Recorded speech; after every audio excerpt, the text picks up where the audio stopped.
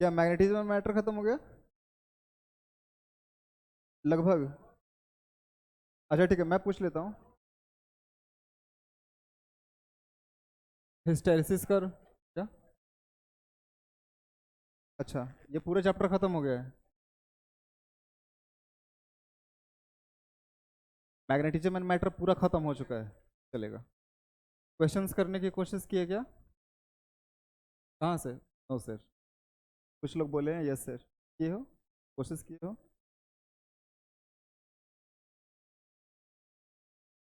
एक मॉडल दे मेरे को।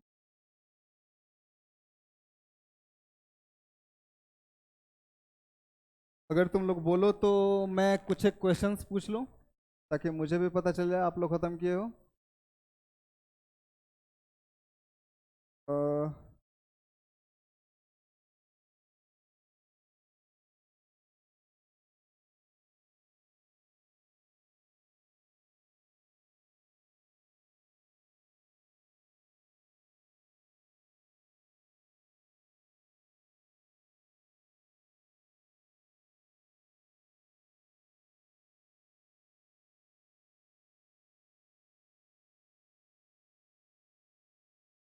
तू खड़ा हो जा भाई।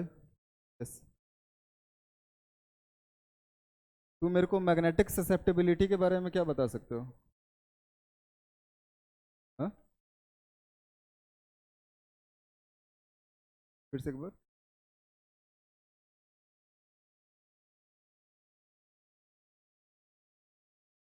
कहाँ से कर रहा है? कहाँ से राजवन से? कहीं से कर रहा है? हाँ, अभी शुरू किया है? अभी कौन सा, अभी कौन सा टॉपिक कर रहा है? कौन सा टॉपिक शुरू किया है अभी? अभी कौन सा टॉपिक तू कर रहा है? हाँ?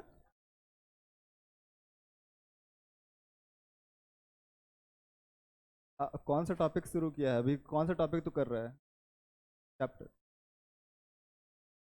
इलेक्ट्रो इलेक्ट्रोस्टैट क्या, फील्ड एंड फोर्सेस? शांत रहे। तुझे पता नहीं चल रहा है, तू बदमाश है, मुझे पूरा एकदम अच्छे से पता चल रहा है तू बदमाश है। मैं प्रूफ कर सकता हूँ। अभी तक कहाँ थे रे? और तुझे लगता है कि तू इलेक्ट्रिसिटी नहीं पढ़ेगा, इलेक्ट्रोस्टैट नहीं पढ़ेगा, मैग्नेटिज्म नहीं पढ़ेगा और ईएमआई समझ में आ जाएगा? ये तो डिप्लोमेटिक हो रहा है तू। अब तू ऐसी चीज बोल दिया कि इसके आगे हम कुछ बोल ही नहीं सकते। कोशिश शायद सबसे अच्छी चीज है जो हम अपनी जिंदगी में कर सकते हैं। कोशिश करके तो कुछ भी हासिल हो सकता है। लेकिन मैं वही बता रहा हूँ कि आप कोशिश बहुत अच्छे से नहीं कर रहे हो शायद, और आपको करनी चाहिए। ठीक है? और अगर तू राजवंश सर से कर रहा है तो इधर क्यों बैठा है? तो जब तक धराता है तब तक धरते हो जो जब तुम पीछे छूट जाते हो तो क्लास से बाहर चले जाते हो, नहीं? यही है ना? देख, सिंपल, मैं कुछ बातें कर सकता हूँ क्या पढ़ाने से पहले? नहीं, मैं बताऊंगा अभी। बैठ जा। तेरा नाम क्या है? गगन। तेरा नाम इतना अच्छा है, like you are highest aim that one can have. Gagan का मतलब होता है आसमान। और बोलते हैं कि जीतने वालों के लिए, कुछ हासिल करने वालों के लिए आसमान भी हद नहीं है, उसको भी पार कर सकते हैं। तू इतना स्मार्ट बंदा है, देखने में शकल सूरत तेरा इतना अच्छा है, तेरा नाम इतना अच्छा है, और तू बदमाशी कर रहा है। एक चीज मैं तेरे को बता दूं, ठीक है ना? शुक्र है कि दुनिया में कुछ चीजें मुश्किल हैं। अगर आप इंटेलिजेंट हो, और इंटेलिजेंस क्या होता है पहले उसको बता देता हूँ। इंटेलिजेंस रिलेटिव टर्म है। जो आज इंटेलिजेंट नहीं है वो ज़्यादा काम करेगा तो कल इंटेलिजेंट हो जाएगा, और आज जो इंटेलिजेंट है वो काम करना बंद कर देगा तो कल वो डम्ब हो जाएगा। इंटेलिजेंस इंटेलिजेंट बने रहने के लिए आपको हमेशा अपने थ्रेशोल्ड पे जाके काम करते रहना पड़ेगा। ये उम्र है, एक्साइटमेंट है, एनर्जी है, एंजॉय भी करना है। लेकिन बदकिस्मती से जिंदगी को सुधारने का भी उम्र यही है। तो हम अगर सिर्फ अच्छा काम करेंगे तो भी काम नहीं चलेगा, और सिर्फ गलत काम करेंगे तो भी नहीं काम चलेगा। तो इस उम्र में विनर वही है जो सीख भी रहा है और एंजॉय भी कर रहा है, मेमोरीज भी क्रिएट कर रहा है, वो भी बहुत जरूरी है। दोस्त बनाना, बदमाशी करना बहुत जरूरी है। हमारी उम्र में आ जाओगे तो बहुत मिस करोगे। मैं बच्चों को बोलता भी हूँ कि मेरे क्लास में बदमाशी करना जरूरी है, नहीं बदमाशी करोगे तो नहीं चलेगा मेरा क्लास। क्यों? क्योंकि मैं नहीं कर सकता हूँ। वो अलग बात है कि तुम लोग को बदमाशी का मतलब ही पता नहीं होगा, कुछ और ही समझते हैं। ठीक है, मैं एक लाइन बोलूंगा आपको पूरा क्लियर हो जाएगा, बैठ जाइए आप। आप बेवकूफ़ी को बदमाशी बोलते हैं, यही दिक्कत है। बदमाशी और बेवकूफ़ी में एकदम क्लियर डिस्टिंक्शन होना चाहिए। बदमाशी किसको बोलते हैं? अगर एक जनरल डेफिनेशन की बात करें तो मजा आए, उसका कुछ एक अच्छा एस्पेक्ट हो और उससे बुरा कुछ भी नहीं हो रहा हो, तो ये बदमाशी है। जैसे बदमाशी क्या है कि मैं किसी बच्चे को छेड़ दिया और बता भाई क्या कर रहा है, क्या चल रहा है, ये बदमाशी है। क्यों? क्योंकि ये करना जरूरी नहीं है, लेकिन फिर भी मैंने ये किया। लेकिन किया तो बच्चे को भी अच्छा लगेगा, अरे यार सर पर्सनली आके मेरे साथ कैसे हो, तो अच्छा लगेगा नहीं क्या? मेरे को भी अच्छा लगेगा कि मैं किसी बंदे के साथ एक रिलेशनशिप एस्टैब्लिश कर रहा हूँ, नहीं? बेवकूफ़ी क्या है? जैसे मी बीइंग अ टीचर, मेरे पास अथॉरिटी है कि मैं किसी के साथ भी ग्रम्पी हो सकता हूँ, तो भी डांट सकता हूँ, तो भी पीट सकता हूँ शायद। पीट तो नहीं, इतने बड़े हो गए, पीटने से नहीं सुधर। जो बात से नहीं सुधरेगा वो पीटने से नहीं सुधरेगा अब तो। मेरे पास ऑप्शन है, मैं किसी किसी को आके डांट दूँ, लेकिन मेरे को पता है कि ऐसा मैं नहीं कर सकता। इसको बेवकूफ़ी बोलते हैं। और हम अगर कॉन्शियस है तो हम बेवकूफ़ी करना डिजर्व नहीं करते हैं। हम अगर इंटेलिजेंट लोग तो हम सिर्फ अच्छी चीज़ें ही करेंगे। ठीक है, देख, मैं सारे क्लास में जाके बोलता हूँ तो इस क्लास में भी बोल देता हूँ। तू एक बार फिर से खड़ा हो जा, मैं तेरे को परेशान नहीं कर रहा हूँ, तू भी मेरा उतना ही अच्छा दोस्त है जहाँ पे इधर बैठा हुआ कोई भी इंसान। जैसे तुम बताओ कि इलेक्ट्रोमैग्नेटिक इंडक्शन चालू होने वाला था, तुमको पता था, इसीलिए तुम लेक्चर लेने आए थे। तुम ये बताओ कि इलेक्ट्रोमैग्नेटिक इंडक्शन तुम कहाँ से पढ़ के आए हो? अब तुम्हारी गलती ये है कि तुमने जरूरी ही नहीं समझा कि जो टॉपिक शुरू होने वाला है उसको हम घर से पढ़ के आएंगे तो एक बेसिक आइडिया लग जाएगा हमको। जो चीज़ हमको खुद से पढ़ने से समझ में नहीं आएगा, वो चीज़ जब सर क्लास में डिस्कस कर रहे होंगे तो हम एक्स्ट्रा अटेंटिव होंगे, क्योंकि मैंने खुद से घर में खुद के साथ पढ़ाई किया था तो मेरे को समझ में नहीं आया था। और अगर सर के पढ़ाने से भी समझ में नहीं आएगा तो मैं क्वेश्चन पूछूंगा। और जब हम यहाँ से घर में जाएंगे तो और कुछ करे ना करे, लेकिन कम से कम सर ने जो पढ़ाया है उसको एक बार गो थ्रू कर लेंगे। इसका फायदा क्या होगा? हार्डवर्क का कोई अल्टरनेटिव नहीं होता है, लेकिन अगर हार्डवर्क स्मार्ट वर्क के साथ जुड़ा हुआ है तो आपको ड्रास्टिक रिजल्ट्स मिल सकते हैं। इसका फायदा क्या होगा? एक दिन, जो कि कंपैरेटिवली बहुत कम टाइम होता है, स्पैन ऑफ टाइम होता है, इसमें आप एक कॉन्सेप्ट को 3 बार रिवाइज कर लिए। एक बार घर से पढ़ के आए, एक बार जब सर क्लास में पढ़ा रहे थे तो आप बहुत ज़्यादा अटेंटिव थे, और तीसरी बार जब घर में गए तो उसका रिवीजन कर लिया। इतना करने के बाद कम से कम आप कभी भी प्रॉब्लम सॉल्व करने जाओगे तो रिवीजन करने में आपको 10-15 मिनट लगेगा, उसके बाद आप प्रॉब्लम अटेम्प्ट करना शुरू कर सकते हो। टीपीपी है, मॉड्यूल है, एचसी वर्मा है। अगर मेंस निकालना है तो ये 3 तो करना ही पड़ेगा। अगर एडवांस निकालना है तो फिर इसके बहुत आगे जाना पड़ेगा, वो पूरा एकदम लेवल अप है। उसके बाद आपको फिजिक्स के लिए रूडो सॉल्व करना पड़ेगा, मैथमेटिक्स के लिए बालाजी ब्लैक बुक करके एक आता है उसको सॉल्व करना पड़ेगा, केमिस्ट्री भी अलग अलग आपको देखना पड़ेगा, नहीं क्या? तो मेहनत करिए। बोल, बैठ। मेरे कहने का मतलब है खूब मजा कीजिए, खूब बदमाशी कीजिए और बहुत अच्छा काम कीजिए, ताकि आपकी ज़िंदगी में मेमोरीज भी हो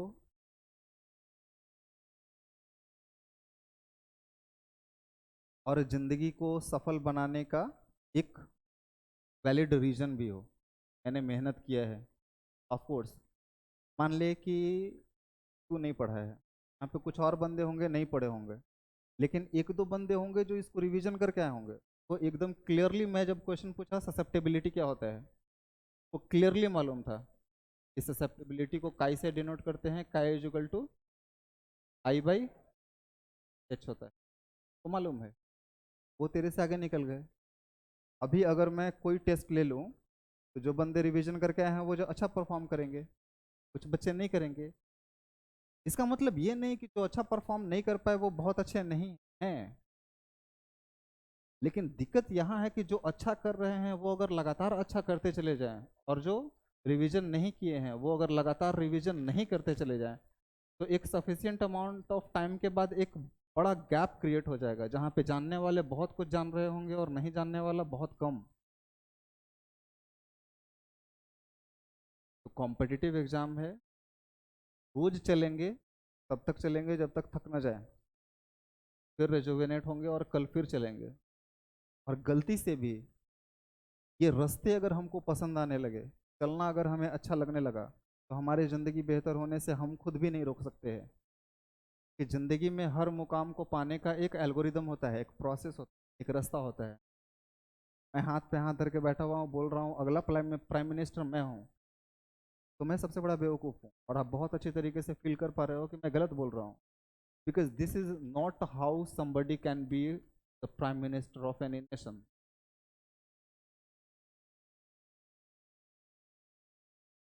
आपको सबको मालूम है, सिलेबस कवर कर लिया, रिवीजन कर लिया, टीपीपी मॉडल तो साथ में हो ही रहा था, रिवीजन कर लिया, पीवाईक्यूज कर लिए, और एग्जाम के पहले अगर 30 मॉक दे दिए।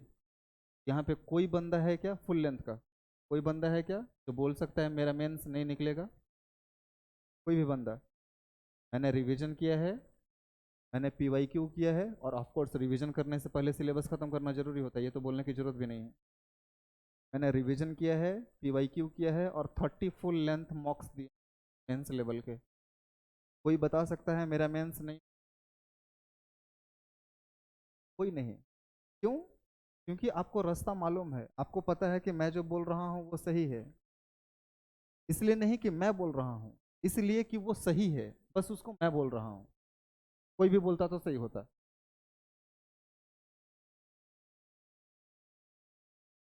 कुछ लोग को मैं अज्यूम कर रहा हूँ कि रिवीजन करके आए होंगे।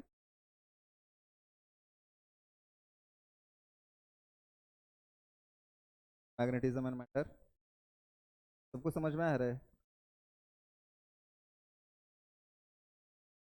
खड़ा हो तो भाई, क्या कर रहा है?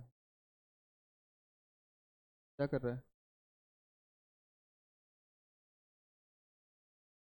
क्या? ठीक है, तो तू एक बात बता मेरे को कि रिलेटिव परमियाबिलिटी और मैग्नेटिक ससेप्टिबिलिटी में क्या रिलेशन है? अगर क्वेश्चन नहीं समझ में दोबारा बोल सकता हूँ। वो मेरे को एक रिलेशन बता जो रिलेटिव परमियाबिलिटी और मैग्नेटिक ससेप्टिबिलिटी को कनेक्ट करता है। क्या रिलेशन है?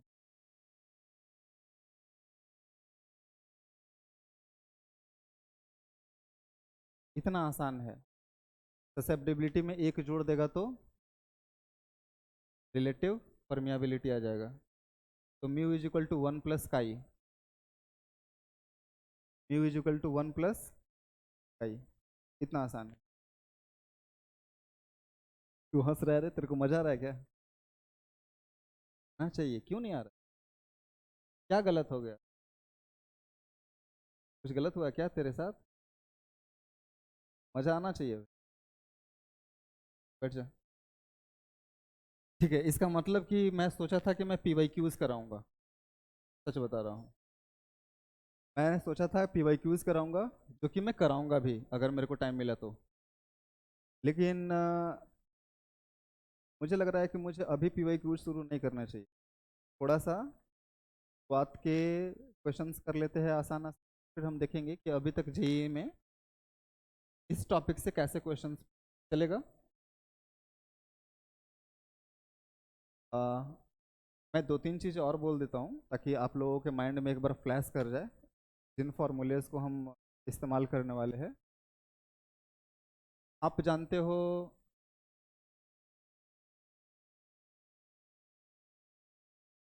मैग्नेटिक सबस्टांसेस के बारे में, सब लोग जानते हैं।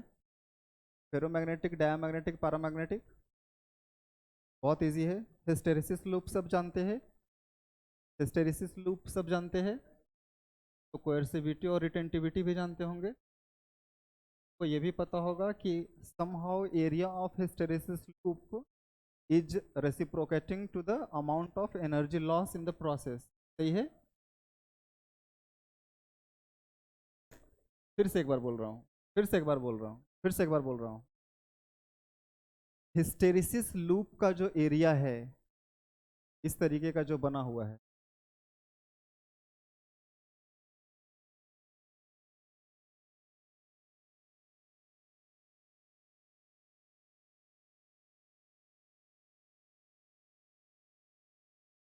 तुम देखे होगे कि जब सॉफ्ट आयरन का हम हिस्टेरिसिस लूप बनाते हैं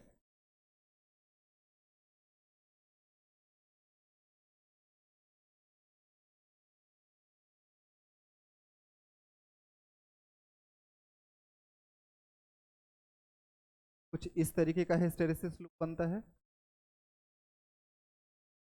और जब हम किसी हार्ड मटेरियल का हिस्टेरिसिस लूप बनाते हैं वो काफ़ी मोटा होता है, ठीक है। तो ये जो एरिया नज़र आ रहा है ना, ये जो एरिया नज़र आ रहा है तो बोलते हैं एरिया ऑफ हिस्टेरिसिस लूप। ये किसी चीज़ को तो रेसिप्रोकेट कर रहा होगा। मतलब ये जब सॉफ्ट आयरन है और ये जब हार्ड आयरन है तो इनमें कोई तो फर्क होगा। और वो एक फर्क बहुत अच्छे से दिख रहा है अगर हम कोएर्सिविटी और रिटेंटिविटी को भी अगर हम छोड़ भी दें। एक चीज़ तो दिख रहा है कि दोनों का एरिया अलग अलग है। एरिया क्या रेसिप्रोकेट कर रहा है? Area of hysteresis loop reciprocates amount of energy loss in the process. इसलिए जब आपको ट्रांसफार्मर के कोर में कोई मैग्नेट इस्तेमाल करना होगा या फिर इलेक्ट्रोमैग्नेट की तरह अगर किसी को इस्तेमाल करना होगा, नहीं समझ में आ रहा है? ट्रांसफार्मर के कोर में मैग्नेट्स इस्तेमाल हो रहे हैं तो वो मैग्नेट कैसा होना चाहिए? उठा हो रहा हूँ। तो वहां पे बोला जाता है कि हमको सॉफ्ट आयरन इस्तेमाल करना चाहिए। वहां पे सॉफ्ट आयरन इस्तेमाल करना चाहिए। क्यों? एरिया ऑफ हिस्टेरिसिस लूप कम है। इसका मतलब कि वो बहुत आसानी से मैग्नेटाइज हो जाएगा। वो बहुत आसानी से मैग्नेटाइज हो जाएगा। हम उसके कोएर्सिविटी और रिटेंटिविटी के बारे में भी जान सकते हैं। आप में तू बोले यार कि सर मैं हंस गया तो कोई, ठीक है फिर भी बता। तू अपने से क्वेश्चन चुन, कोएर्सिविटी के बारे में बताएगा कि रिटेंटिविटी के बारे में बताएगा? तू बदमाश है क्या? नहीं।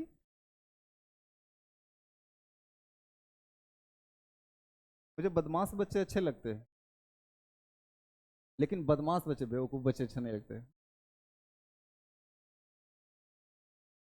बदमाश है, चेहरा से लग रहा है थोड़ा थोड़ा। और मैं बोल देता हूँ इसका जवाब देना जरूरी भी नहीं है। अगर तू है तो मेरे लिए बढ़िया बात है। नहीं है, ठीक है। तो तू रिटेंटिविटी के बारे में बता रहा है कि कोएर्सिविटी के बारे में बता रहा है?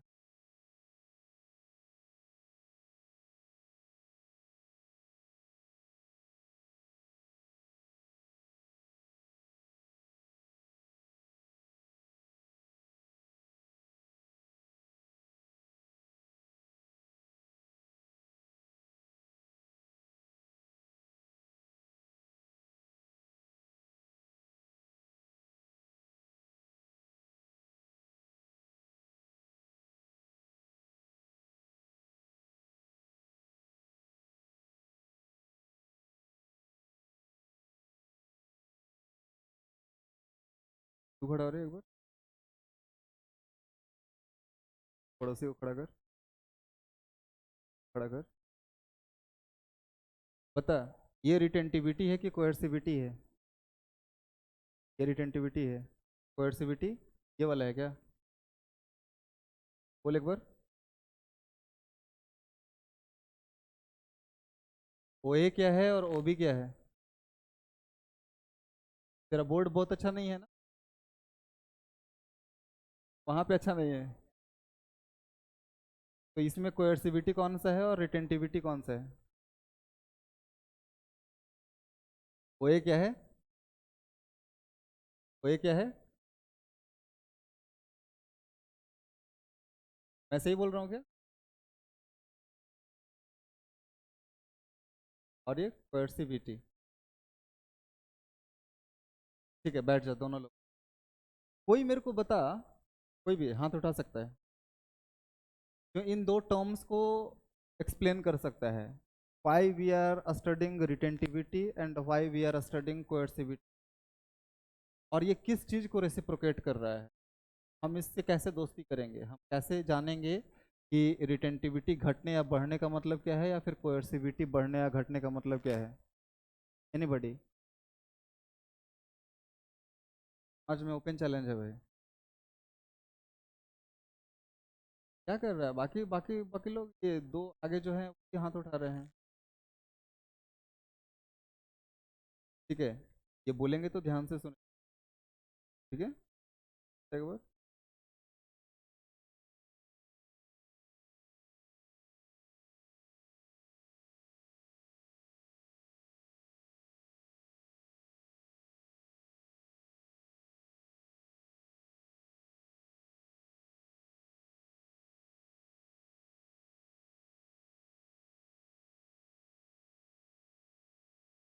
अच्छा, और कोएर्सिविटी?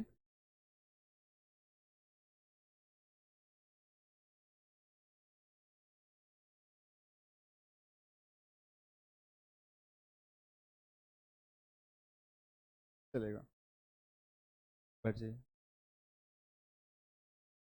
यानी कि रफली रिटेंटिविटी बता रहा है कि कोई भी मैग्नेटिक मटेरियल कितना जल्दी या फिर कितना आसानी से मैग्नेटाइजेशन को रिटेन करेगा। रिटेन करना मतलब हासिल करेगा कितनी आसानी से। और कोएर्सिविटी का मतलब है कि उसे फिर डीमैग्नेटाइज करने के लिए हमें कितना मुश्किल का सामना करना पड़ेगा, मतलब अपोजिट डायरेक्शन में हमें कितना मैग्नेटिक फील्ड देना पड़ेगा डीमैग्नेटाइज करने के लिए। तो अगर हमको, अच्छा ठीक है, मैं क्वेश्चंस पे तो आ जाऊंगा एक बार। Hysteresis law of loop clear है? अच्छा, टेरेस्ट्रियल मैग्नेटिज्म क्लियर है क्या? क्लास में नहीं था क्या? हाँ? अरे,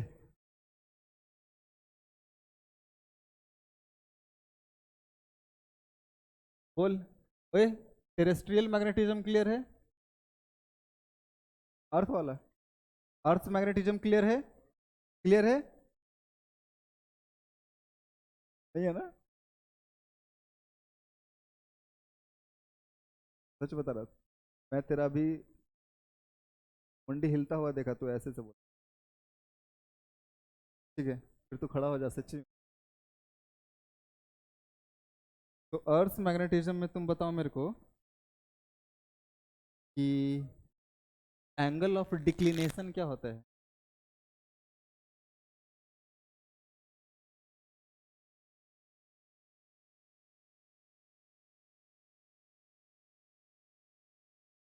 इधर इधर इधर, एकदम राजा की तरह नजर सामने रखना है, गुलाम की तरह नजर झुका के नहीं रखना है रे।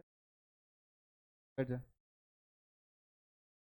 भाई देख, मैं थोड़ी देर पहले उधर ही था, तो मेरे को एग्जैक्टली मालूम है, मतलब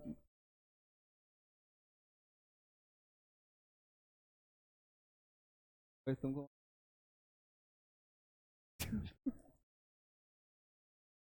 नहीं मालूम है? इतना आसान है कि ये हमारी मम्मी है,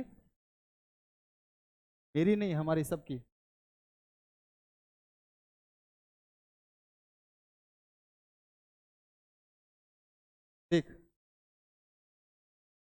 मान लेते हैं कि ये है ज्योग्राफिक मेरिडियन। ज्योग्राफिक, यहाँ से भी एक सवाल पूछा जा सकता है, ज्योग्राफिक मेरिडियन क्या है? एनीबॉडी? हाँ ठीक है ठीक है ठीक है ठीक है ठीक है, अभी देखेंगे। हाँ ये बंदा बोल रहा है और सब लोग ध्यान से सुनना। सही बोल रहा है, उसको करेक्ट करूंगा मैं, बोलना।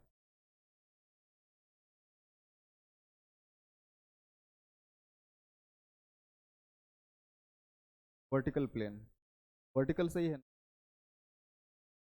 सर ने बताया, बुक्स में लिख। देखिए एक चीज बताता हूँ, वर्टिकल वर्टिकल कुछ नहीं होता। हो सकता है सर लिखवाए होंगे,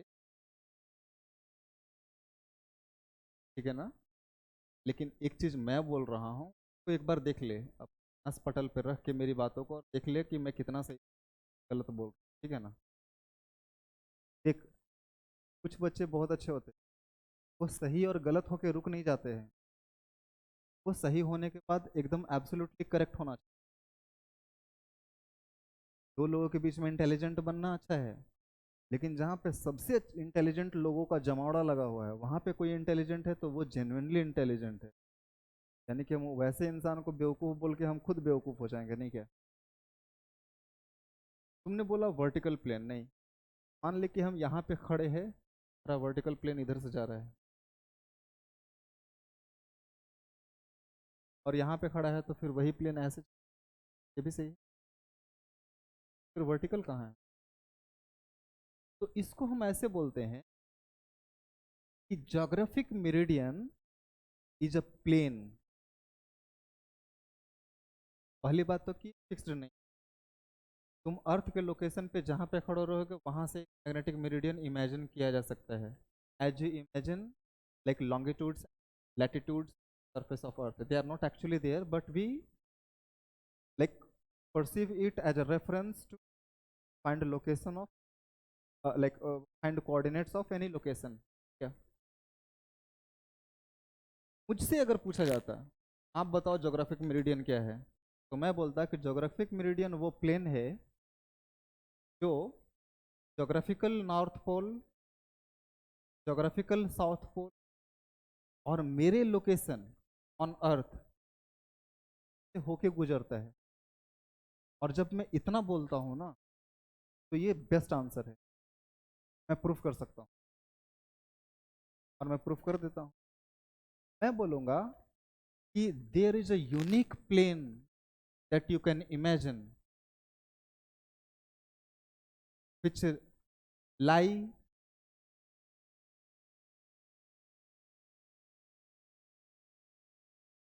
along two lines और 3 पॉइंट। बहुतों को नहीं समझ, एक्चुअली सच बात यह है कि मेरे को खुद को भी समझ में, दोबारा बोलूंगा, दो लाइन तू कैसा भी खींच ले, दो संभावनाएं हैं, वो पैरेलल होंगे या इंटरसेक्ट करेंगे।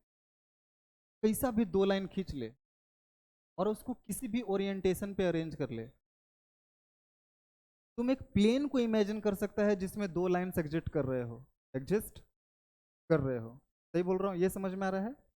ये समझ में आ रहा है? दो लाइन तुम कोई सा भी इमेजिन कर लो, कोई सा भी दो लाइन, और उन दोनों लाइन से गुजरता हुआ एक प्लेन तुम इमेजिन कर सकते हो, और there lies an imaginary plane that might be considered which is passing through both the given lines। छोटे छोटे बच्चों को बताना होता है तो उनको ऐसे बताता हूँ, बाबू दो लाइन ले लो या फिर 3 पॉइंट ले लो, और ये हमेशा एक सरफेस पे, एक प्लेन पे लाई करेंगे। इसका मतलब है कि 3 पैर का कुर्सी ले लेगा तो तुम्हारा जमीन सीधा होना चाहिए, चाहे वो किसी भी ओरिएंटेशन में हो, तीनों का तीनों पैर उसका जमीन पे होगा। चार होगा तो जरूरी नहीं है, चार होगा तो, अगर कुर्सी के पैर, मेज के पैर चार हो जाएंगे तो जरूरी नहीं है कि वो एक प्लेन में आए, लेकिन अगर उसका पैर 3 होगा तो वो किसी भी प्लेन में जरूर आ जाएगा, अगर वो प्लेन है तो, चाहे वो किसी भी ओरिएंटेशन में हो। पे भी आ जाएगा, इस पे भी, इस पे भी, इस पे भी, इस पे भी, किसी पे भी आ जाएगा। समझ पा रहे हो? तो मैंने ज्योग्राफिक मेरिडियन जब बताया तो उसमें मैं एक प्लेन के बारे में बता रहा था, और उस प्लेन को मैंने डिस्क्रिटली डिफाइन कर दिया कि ये उन तीनों पॉइंट से होके जाएगा जो ज्योग्राफिक नॉर्थ है, ज्योग्राफिक साउथ है, और मेरा लोकेशन। चलेगा? क्वेश्चन है क्या? तो तू यहाँ पे बैठा कह रहे? बैठ सकता था, दाएं बाएं पे बैठ सकता था।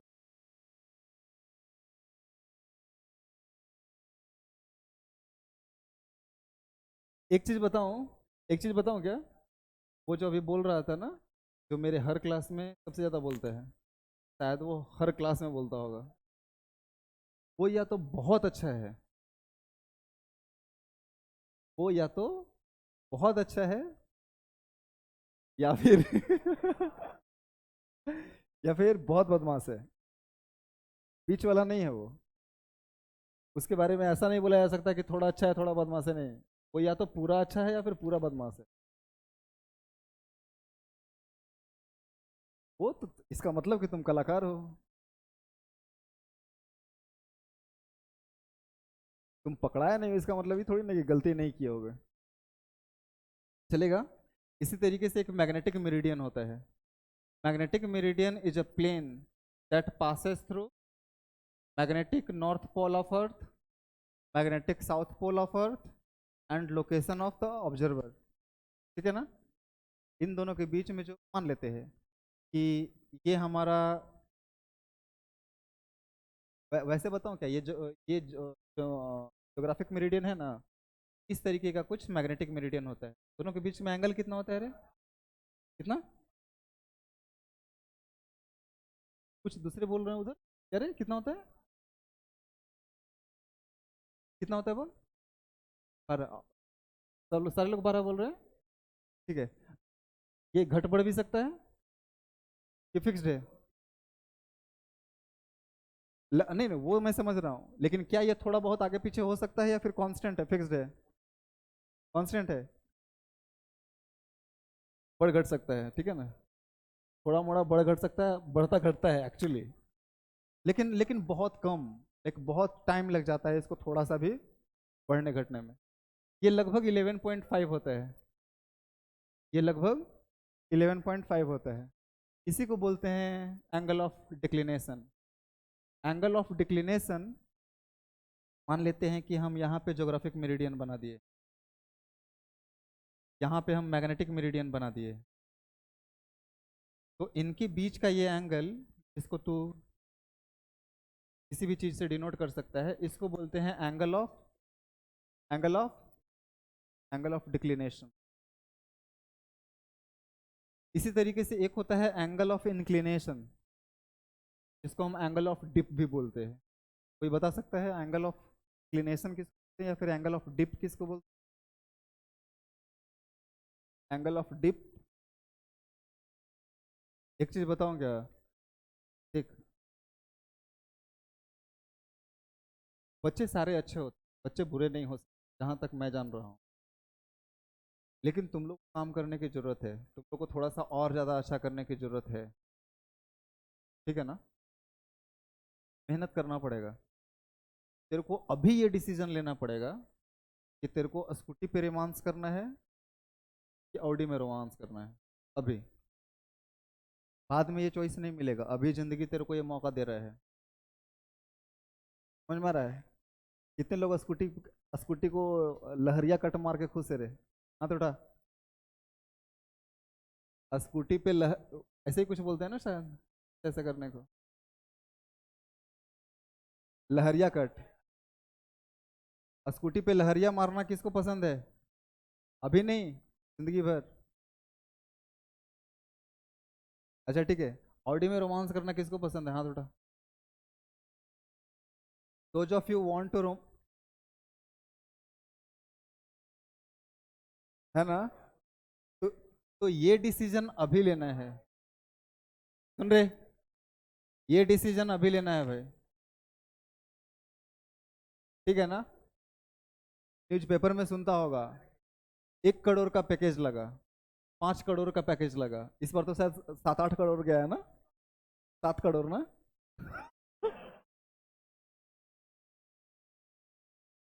4 करोड़, 4 करोड़ काफी होता है भाई, 4 करोड़ काफी होता है। लाइक तुम बहुत सिंपल मैथमेटिक्स है, अगर साल भर में 4 करोड़ मिल रहा है ना, तो वो 1 घंटे में कितना कमा रहा है तुम निकाल सकते हो बहुत आसान से, और वो काफी अप्रिसिएबल अमाउंट होगा, जबकि रात में आदमी काम भी नहीं कर रहा होता। पर डे कितना काम, कितना उनका ये बनता होगा नहीं क्या? या फिर हमारे बहुत अच्छे सोर्स ऑफ इंस्पिरेशन है अल्फाबेट के सीईओ सर पिचाई, उनको लगभग 10,000 करोड़ मिलता है साल का, पता है ना? 10,000 करोड़ लगभग ना, 7,000 करोड़, कितना? बस नहीं, उनका नेट वर्थ है शायद 10,000 करोड़ के आसपास, 7,000 करोड़ के आसपास। अच्छा है ना, मैं सिर्फ ये बोल रहा हूँ कि जो सपने आप देख सकते हैं उसको आप अचीव भी कर सकते हैं, provided that you find the correct way to get it and to keep walking on that road until the aim is achieved. Simple सी बात, ज़्यादा लाग लपेट नहीं, दिमाग में अपने औकात के हिसाब से, औकात वर्ड बहुत बहुत गंदा लगता है, इसका मतलब है कि अवेलेबल कंस्ट्रेंट्स सबके पास होता है। कोई रात में पढ़ता है, कोई दिन में पढ़ता है, कोई ज़्यादा पढ़ सकता है, कोई कम पढ़ता है, इसका मतलब ये नहीं कि जो कम पढ़ रहा है वो उतना इंटेलिजेंट नहीं है। ये बहुत हद तक मुमकिन है कि जो कम पढ़ रहा है वो ज़्यादा पढ़ने वाले से ज़्यादा नंबर ला दे, मैं शौक नहीं हूँ। क्या स्मार्ट स्टडी नाम की भी चीज़ होती है, अगर वो कम पढ़ रहा है और अगर अच्छे से पढ़ रहा होगा तो वो ज़्यादा लाइक रिजॉइस होके पढ़ेगा, ज़्यादा कंसंट्रेशन के साथ पढ़ेगा।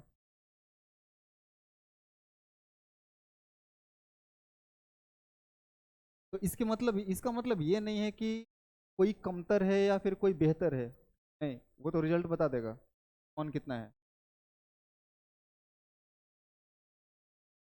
कुछ ऐसा करो ना कि अगर कोई हमारी जिंदगी को देख ले तो वो इंस्पायर हुए बिना न रह पाए। जिंदगी को इस तरीके से जियो, जिंदगी को पूरा एक मूवी मानो जिसका डायरेक्टर भी तू है, एक्टर भी तू है, और कौन इसको नई मास्टरपीस बनाना चाहेगा रे? तेरे को एक मूवी बनाना है तो फ्लॉप मूवी कभी भी बनाएगा क्या? कभी भी अपने मन से फ्लॉप मूवी बनाएगा? तू चाहेगा कि वो मूवी सुपर डुपर हिट हो, और इसके लिए तू कुछ भी करने को तैयार है, नहीं क्या? बोलना।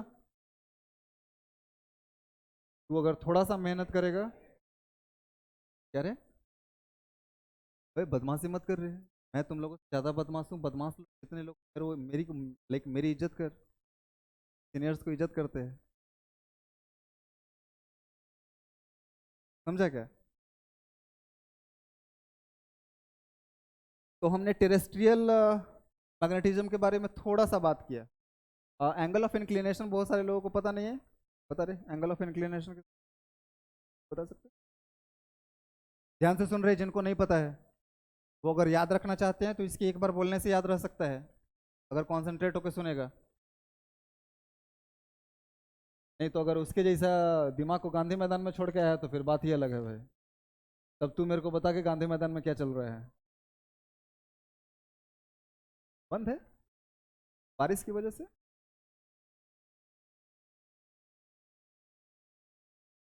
अच्छा, 15 अगस्त, ठीक है। देखिए, एंगल ऑफ इंक्लिनेशन किसको बोलते हैं?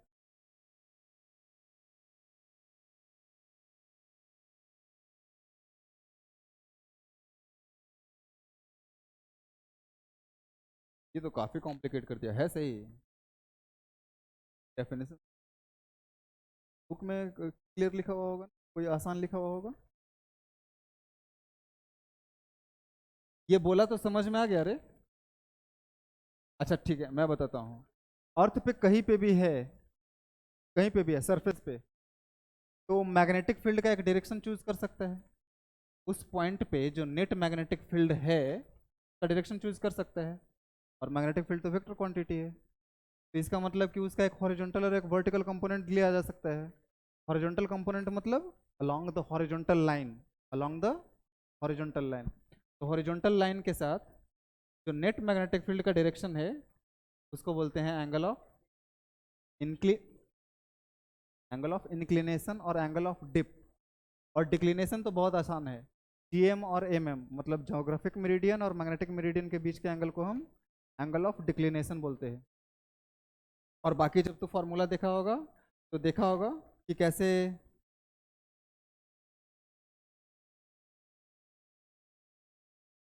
ये जो एंगल ऑफ डिक्लिनेशन है उसको हम बी वी बाई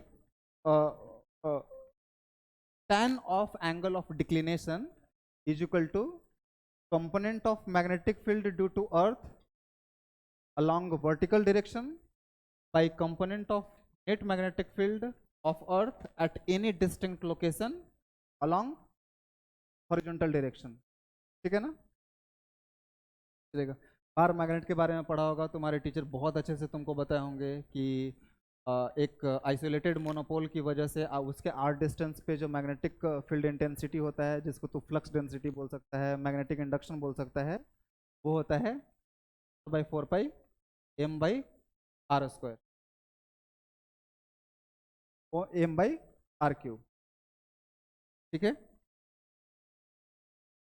और यहाँ पे एम क्या है, यहाँ पे एम क्या है रे, मैग्नेटिक, यहाँ पे एम क्या है, यहाँ पे एम क्या है, मैंने फार्मूला बोला mu naught by 4 pi m by r cube. यहाँ पे एम क्या है, यहाँ पे एम है पोल स्ट्रेंथ, यहाँ पे एम क्या है, पोल स्ट्रेंथ। मतलब कि एक मैग्नेट के नॉर्थ पोल को मैं प्लस एम से दिखाया हूँ और साउथ पोल को माइनस एम से। और ध्यान दिया होगा तो मेरे क्वेश्चन में एक वर्ड था मोनोपोल। वैसे तुम्हारे टीचर बताए होंगे magnetic monopole does not exist, magnetic monopole कभी भी एग्जिस्ट नहीं कर सकता है। एक मैग्नेट जिसका नॉर्थ साउथ है उसको तोड़ देगा तो फिर दो नॉर्थ दो साउथ बन जाएंगे, है ना। इसीलिए बोलते हैं कि magnetic monopoles does not exist in real life, लेकिन हाइपोथेटिकली हम इमेजिन तो कर सकते हैं। और उसकी वजह से आर डिस्टेंस पे जो मैग्नेटिक फील्ड इंटेंसिटी होता है वो होता है mu naught by 4 pi m by r cube. बाकी तो बहुत सारा चीज़ इसमें जान सकता है, तो पोटेंशियल एनर्जी जान सकता है, तू वर्क डन जान सकता है, तू टॉर्क जान सकता है। जो भी काम तू इलेक्ट्रिक डाइपोल में किया था, मैग्नेटिक डाइपोल में किया था, इधर कर सकता है। जैसे कि तुमने पढ़ाई किया था कि पोटेंशियल एनर्जी ड्यू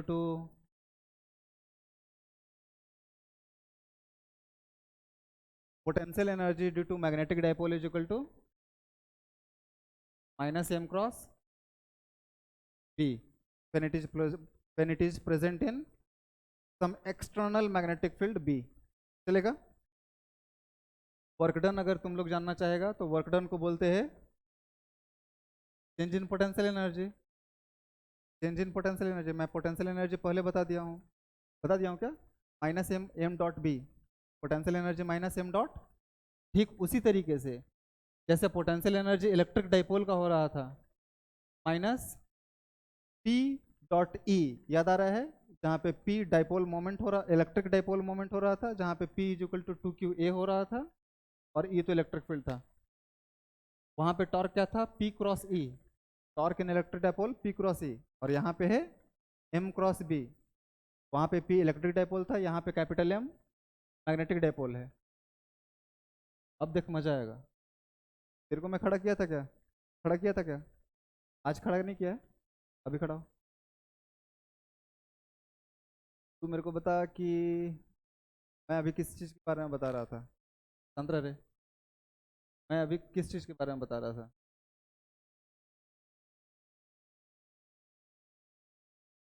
डाइपोल के बारे में बता रहा था। अच्छा ठीक है, तुझे पता नहीं, तू ऐसा क्यों नहीं बोलता है भाई, बदमाशी मेरे साथ मत कर, बोल नहीं पता। कितना अच्छा आंसर था, से बात कर रहा था, तुमको कहाँ से पता रहेगा। बात कर रहा था शायद, ये मेरे को भी याद नहीं है, मैग्नेटिक मोमेंट के बारे में नहीं क्या, मैग्नेटिक मोमेंट को,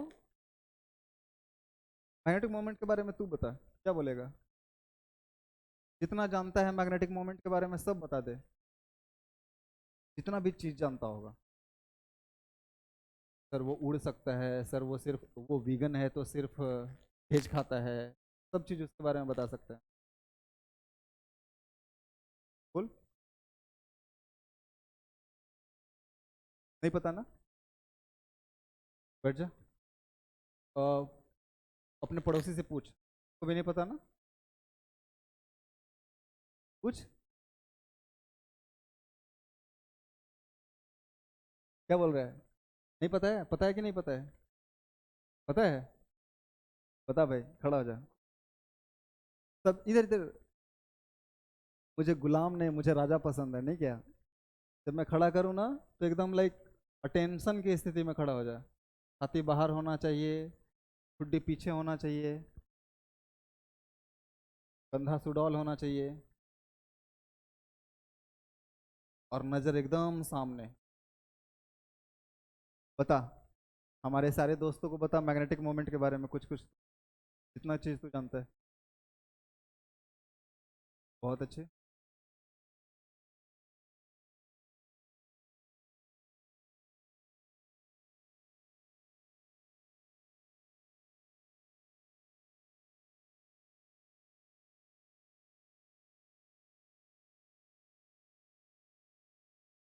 बहुत बढ़िया। ये तो तू सिर्फ उसका एगो एस्पेक्ट बता दिया, कॉइल का एग्जांपल लेके, इसके अलावा कुछ बता ना। हम मैग्नेटिक मोमेंट, मैग्नेट के बारे में बता, कॉइल के बारे में बता रहा था। फॉर्मूला क्या होता है वैसे मैग्नेटिक मोमेंट का? फॉर्मूला क्या होता है? N i cross, n i cross a, n i cross ए।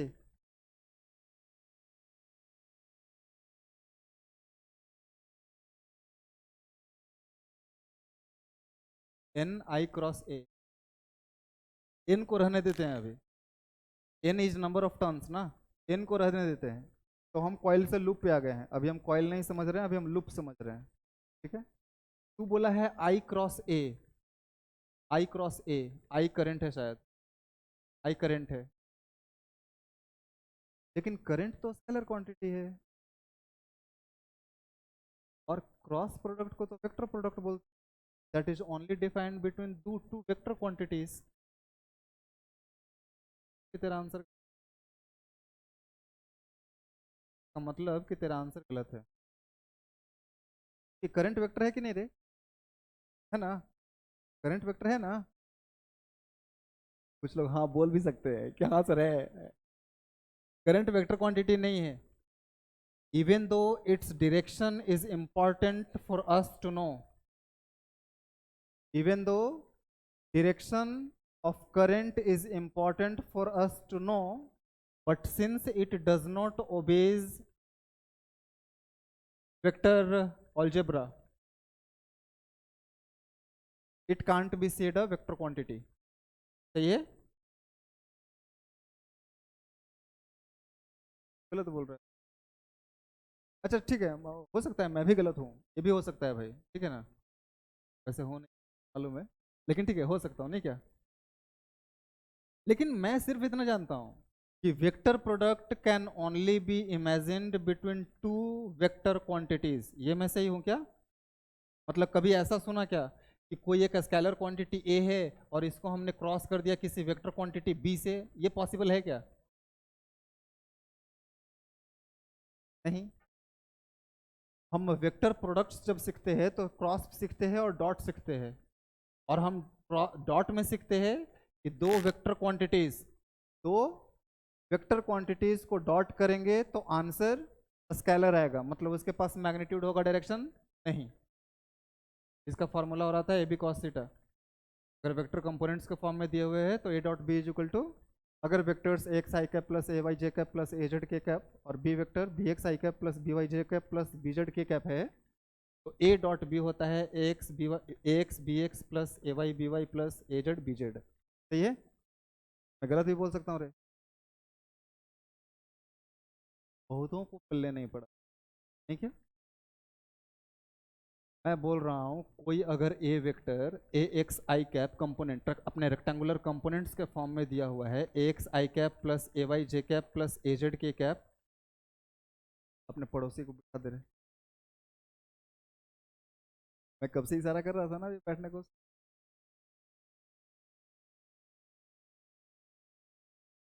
गांधी मैदान में तो पानी भरा हुआ है।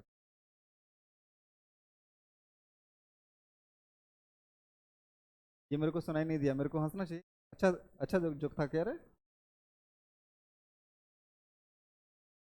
अगर एक वेक्टर है जो अपने कंपोनेंट, मैं पहले बता दिया कि अगर वेक्टर डायरेक्ट दिया हुआ है तो a B cos theta, a b dot product. और अगर वेक्टर दिया हुआ है, क्या बोल रहा था, हाँ, अगर वेक्टर्स कंपोनेंट के फॉर्म में दिए हुए हैं, मान ले कि एक एक कोई वेक्टर है एक्स आई कैप प्लस ए वाई जे कैप प्लस ए जेड के कैप, कोई वेक्टर बी है जो दिया हुआ है बी एक्स आई कैप प्लस बी वाई जे कैप प्लस बी जेड के कैप। मैं बोल रहा हूँ कि a dot B is equal to, answer scalar होगा तो इसमें आई जे के नहीं दिखेगा, तो इसका आंसर हो जाएगा ए एक्स बी एक्स प्लस ए वाई बी वाई प्लस ए जेड बी जेड। कोई दिक्कत है किसी को? कितने लोग पहली बार सुने हैं, हाथ उठा। सब लोग पहले से सुन के रखा है ना? क्रॉस प्रोडक्ट को वेक्टर प्रोडक्ट इसलिए शायद बोलते हैं क्योंकि जो आंसर आएगा वो वेक्टर फॉर्म में आएगा, मतलब उसके पास मैग्नीट्यूड भी होगा, डायरेक्शन भी होगा। डायरेक्शन किधर होगा? वो राइट हैंड थंब रूल से पता चलेगा।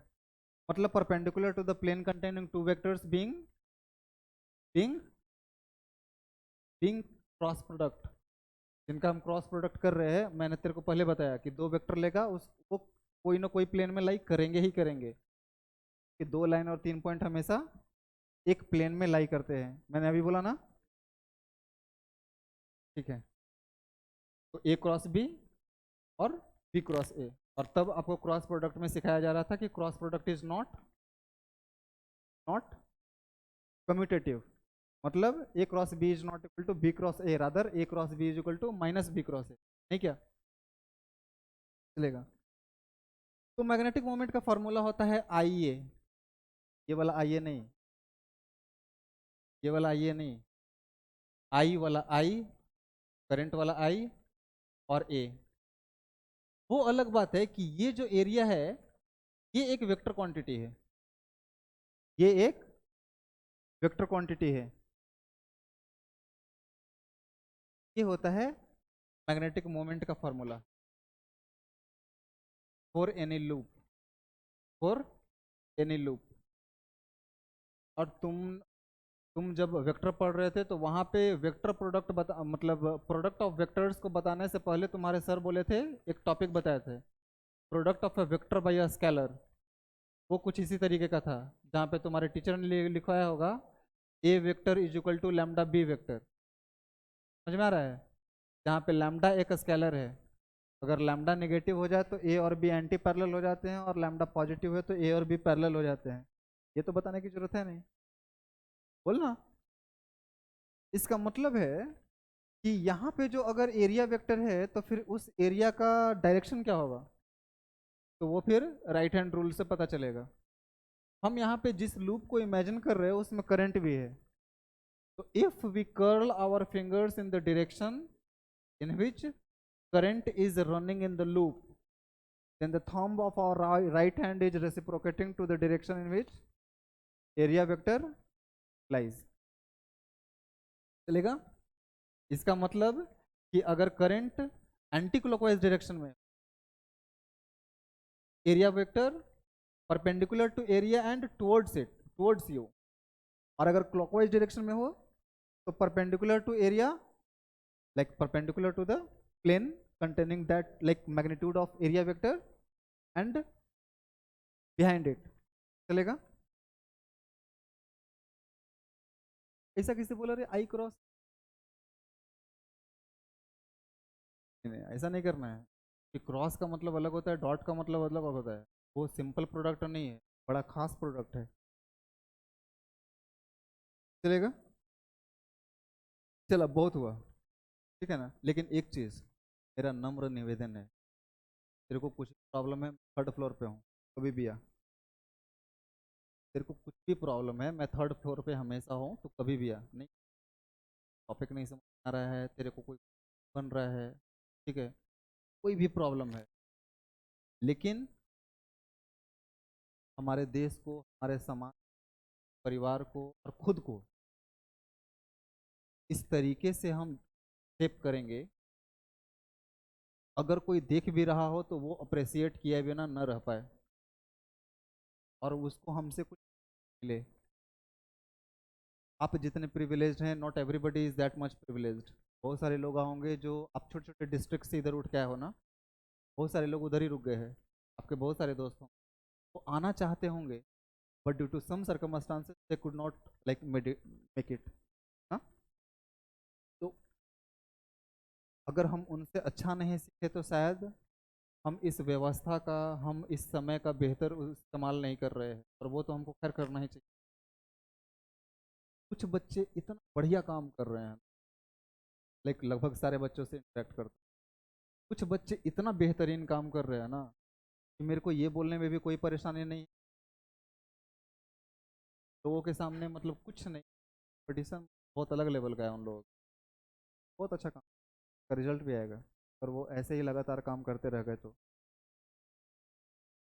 और देख, बोल रहा हूँ कि ऑल इंडिया रैंक 1 लाना है, नहीं लाना है, इसके लिए बहुत मेहनत करना पड़ता है। इतना मेहनत हमसे नहीं हो पाएगा भाई, कि हमको लाइफ एंजॉय भी करना है, फ्रेंड्स भी बनाने हैं, हैंग आउट भी करना है, मेमोरीज भी बनाना है। लेकिन भाई, लेकिन रह जाएंगे, खुद को अच्छा नहीं लगेगा यार। तो मेरे को अगर एक 4000 रैंक भी आया ना तो चलेगा, मेरे को आईआईटी बॉम्बे में सीएस नहीं चाहिए। लेकिन मेरे को कम से कम कानपुर का एरोनॉटिकल्स तो मिले, खड़गपुर का सिविल तो मिले भाई। और इसके लिए बहुत सारे लोग लगे हुए हैं। एक चीज़ और मैं बताता हूँ, दो चीज़ एक्चुअली मैं बताता हूँ। एक कि तेरा बेस्ट फ्रेंड कौन है, एक, तेरा बेस्ट फ्रेंड कौन है, नाम क्या है उनका? बेस्ट फ्रेंड अभी तक अपने सब है, bestest. You have to pick that one guy, आपके जिंदगी में सबसे अच्छा है। नहीं, इतना एक डिप्लोमेटिक आंसर मत दे। सबसे बढ़िया, अब तू बोलेगा कि सर मेरे को समोसा भी उतना ही अच्छा लगता है और वड़ा पाव भी उतना ही अच्छा लगता है। नहीं, तू गौर से सोचेगा तो तेरे को पता चल जाएगा एग्जैक्टली कि तेरे को समोसा अच्छा लगता है ज्यादा कि वड़ा पाव ज्यादा अच्छा लगता है। पता? राज, हमारा नाम क्या है? हाँ, बैठ जा। वो तेरा बेस्ट फ्रेंड है क्या, राज? अरे वही राज या दूसरा राज? वही राज, दूसरा राज, बैठ जा। तेरा आंसर गलत था, माइसेल्फ बोलना था। बेस्ट फ्रेंड का डेफिनेशन होता है जिसके साथ सबसे ज्यादा टाइम बिताओ, जिसके साथ सबसे ज्यादा सीक्रेट शेयर करो। और तुम अपने साथ 24 घंटे होते हो, हर सीक्रेट खुद के साथ शेयर करते हो, सबसे ज्यादा खुद को प्यार करते हो, तो सबसे अच्छा दोस्त तुम हुआ। ठीक है ना? एक सवाल और पूछता हूँ, ये क्लियर है ना? खुद को दोस्ती कर, खुद के साथ हंस, खुद के साथ रो, खुद को पार्टी करा, खुद को ट्रीट दे, खुद को एंजॉय कर। मेरे से पैसे ले ले, लेकिन इंटरेस्ट।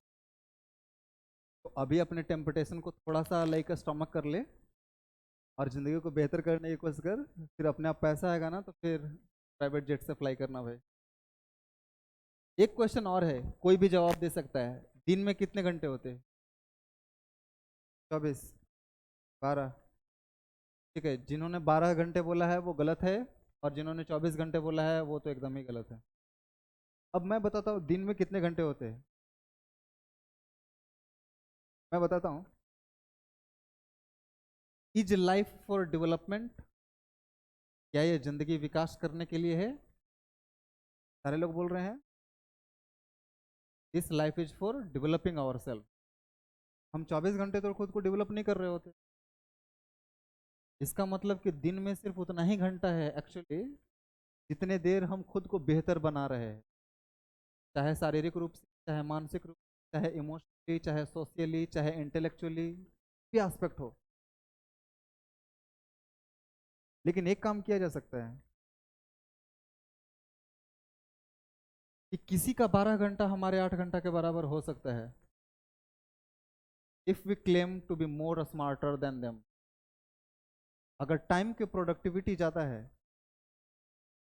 एक इंसान, आप इमेजिन कर सकते हो कि आपको जितना पढ़ाई करने में 4 घंटे लगते हैं वो 3.5 घंटे में कर सकता है। बोल हाँ कि ना?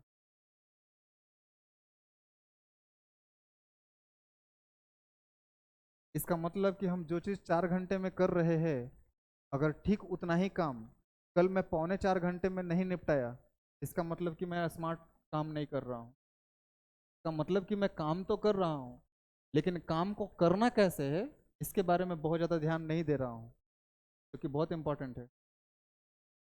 काम करना इज वन एस्पेक्ट, काम को बेहतरीन ढंग से करना इज सेकंड एस्पेक्ट। ये चीज़ है। तो हमें काम तो करना है, लेकिन जो लोग ये भी सोच रहे हैं कि इस काम को बेहतरीन तरीके से कैसे किया जा सकता है, वो हम लोगों से आगे हैं। वो हम लोगों से आगे हैं, क्योंकि वो अगर बहुत ढूंढ लेंगे तो उनको सच पता चल जाएगा, और वो सच को ढूंढ लेंगे।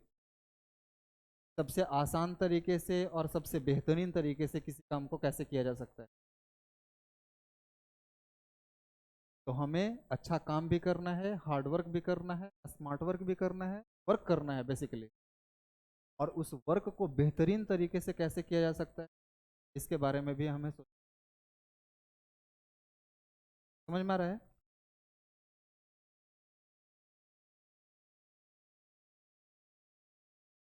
और कुछ तो ऐसा करना भाई कि कमाल हो जाए। मेरे लिए नहीं, अपने मम्मी पापा के लिए नहीं, खुद के लिए भी नहीं शायद। बच्चे का बढ़िया सवाल था, तो किसके लिए? तो coincidence of this unique arrangement of molecules and energies that have made our interactions possible के लिए। ये जो वाव वाला शायद उसको समझ में नहीं आया। नहीं ना? नहीं ना? मैं क्या बोल रहा हूँ, देख भाई, मैं टेम्पररी हूँ ना। मैं छोटा हो सकता हूँ, मैं बड़ा हो सकता हूँ, लेकिन मैं टेम्पररी हूँ, मैं कल खत्म हो जाऊँ। ये मतलब डैम श्योर है। इसका मतलब, और मैं भी मांस का बना हुआ हूँ। हमारे धर्म में तो सिखाया भी जाता है, स्थिति जल पावक गगन समीरा पंच तत्व से बना समीरा। इसका मतलब कि हम जब खत्म होंगे, तो हम एक्चुअली खत्म नहीं होंगे। जिन कॉन्स्टिट्यूएंट से हम मिल के बने हुए हैं, वो अपने अपने सोर्सेज को ढूंढ लेंगे, तो हमारी आइडेंटिटी खत्म हो जाएगी, हम खत्म नहीं होंगे। जो हमारे ब्लड में हीमोग्लोबिन दौड़ रहा है, जो आयरन दौड़ रहा है, जो ऑक्सीजन दौड़ रहा है, वो कभी खत्म नहीं होगा। इसका मतलब कि हम क्या हैं, या फिर इस यूनिवर्स में जितने भी टाइप के मासेस या एनर्जीज या फिर जितने भी टाइप के क्वांटिटीज को तुम इमेजिन कर सकते हो, क्या है?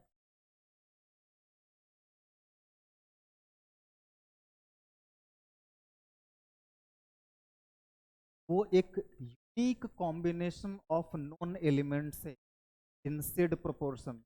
आपने केमिस्ट्री में पढ़ा होगा, पहले दूसरे चैप्टर में पढ़ा होगा, law of constant proportion, law of multiple proportion. एक पहला लॉ भी था जिसको बोल रहे थे लॉ ऑफ, पहला क्या था रे? Law law of conservation. ठीक है ना? तो अगर हाइड्रोजन दो लेगा और ऑक्सीजन एक लेगा, तो वाटर बनेगा। और हाइड्रोजन दो लेगा और ऑक्सीजन भी दो ले लेगा, तो हाइड्रोजन पर ऑक्साइड बन जाएगा। और अगर D2O ले लेगा, तो हैवी वाटर हो जाएगा। और डी क्या है रे?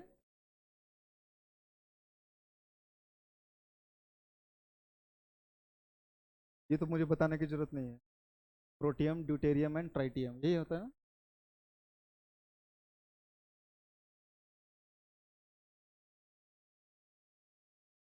चल, बहुत सारी बातें कर लिए, अब थोड़ा सा देखते हैं सीख के कैसा लगता है। रेडी हो?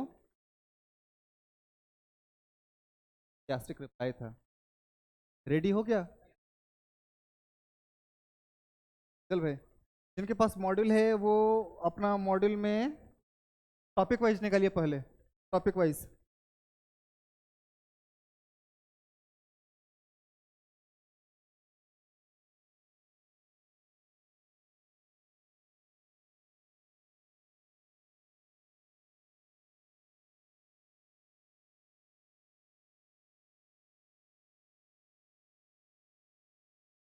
सारे लोगों ने निकाला? फर्स्ट क्वेश्चन देखिए इसका, टॉपिक वाइज का first question. First question, a piece of metal was thought to be a magnet. Which one of following observations would offer conclusive evidence? ध्यान से देख, repel a magnet, attract a screwdriver, steal a screwdriver, attracts non-magnet, और none of the above। क्या सही answer क्या है? कौन सा? बी,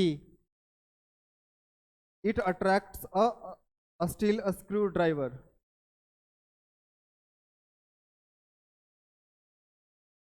मान लेते हैं थोड़ी देर के लिए, थोड़ी देर के लिए मान लेते हैं। तो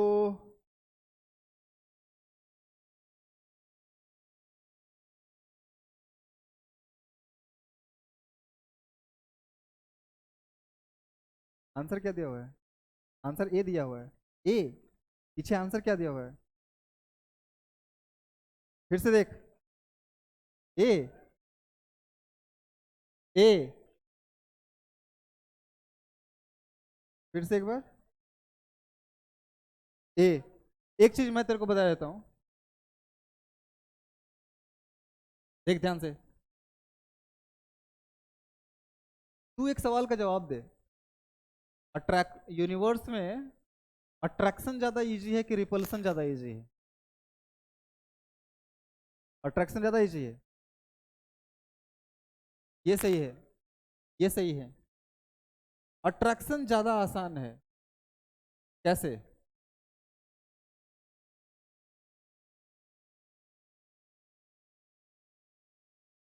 यस, मैं भी यही एग्जांपल दे रहा था। कौन है ये एग्जांपल दिया? तू दिया ना? मैं भी यही एग्जांपल दे रहा था।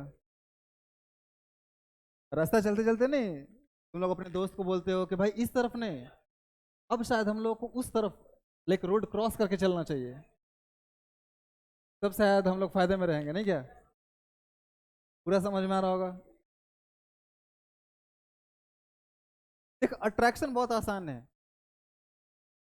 और इसको प्रूफ बहुत सारे तरीके से किया जा सकता है। और सबसे आसान तरीका ये है कि यूनिवर्स में अट्रैक्टिव फोर्सेस ज्यादा है, रिपल्सिव फोर्सेस कम है। और जिनको ये भी समझ में नहीं आया उनको मैं ये बता देता हूँ कि नेचर में 4 टाइप के फोर्सेस एग्जिस्ट करते हैं,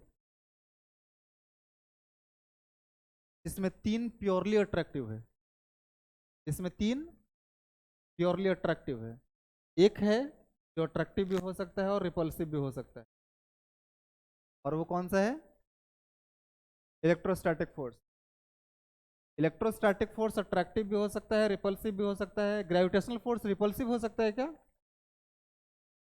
वीक वीक न्यूक्लियर फोर्स, इसके बारे में तो पता ही नहीं होगा तुम लोग क्या? स्ट्रॉन्ग न्यूक्लियर फोर्स, ये दोनों अट्रैक्टिव होते हैं। और घर में जाकर सोचना कि हम स्ट्रॉन्ग न्यूक्लियर फोर्स को स्ट्रॉन्ग क्यों बोलते हैं। अरे तू बोला ना अभी कुछ, जल्दी अट्रैक्ट कर लेता होगा। ये जल्दी का मतलब मेरे को समझ में नहीं आया। अगर तू ज्यादा मैग्नीट्यूड बोलता तो समझ, लेकिन ये जल्दी क्या था? अपनी बात कर रहा था क्या?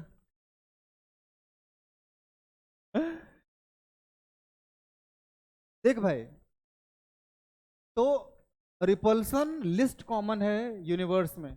इसका मतलब कि कहीं पे अगर रिपल्सन हो रहा है, कहीं पे अगर रिपल्सन हो रहा है, जैसे फॉर एग्जांपल कुछ लोगों ने आंसर बी बोला था, कुछ लोगों ने आंसर बी बोला था, और बी ऑप्शन है it attracts a steel screw driver. सबसे पहली बात तो मैं ये बता दूं कि स्टील आयरन नहीं, स्टील का one of the components iron है, लेकिन स्टील आयरन नहीं।